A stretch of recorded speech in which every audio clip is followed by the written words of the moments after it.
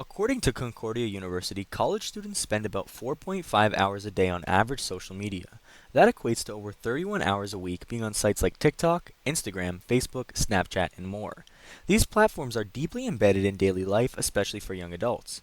It is important to understand how this constant connectivity may shape psychological well-being.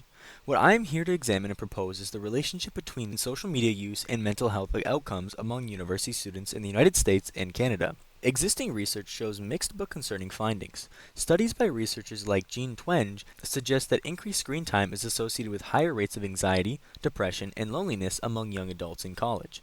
Other studies highlight that it is not just the amount of time spent online, but also how people use social media. For example, passive doom scrolling has been linked to negative self-comparisons, while active engagement, things like messaging or talking with friends, may have much deeper positive effects.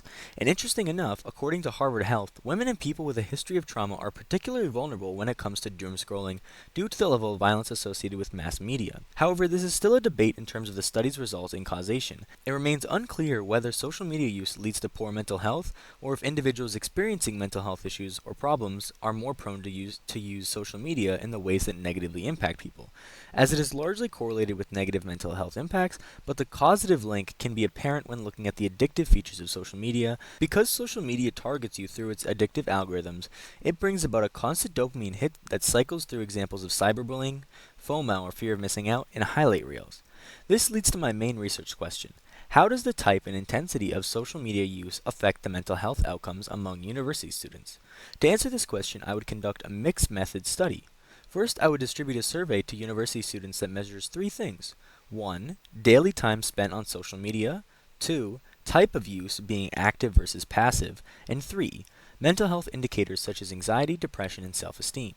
These variables can be analyzed using statistical methods like regression analysis to identify correlations between usage patterns and health outcomes. Secondly, I would conduct in-depth interviews with a smaller sample of participants to better understand how and why social media affects their well-being. This qualitative data would help add context to the statistical findings. This research is notably important because mental health issues among university students are rising, and social media is one of the most pervasive influences in their and my daily lives.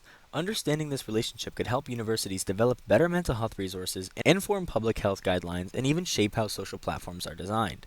Even though I strongly doubt that large companies would care, seeing how their algorithms are specifically designed to be as addictive as possible.